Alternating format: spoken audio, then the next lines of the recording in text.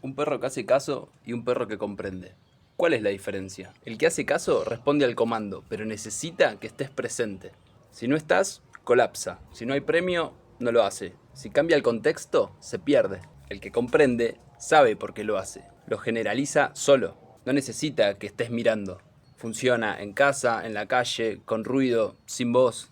¿Cómo se llega a un perro que comprende? No con más repetición, sino con más contexto, con más consistencia, con más espacio para que piense, con más confianza en su proceso. Un perro que comprende no te obedece, te acompaña.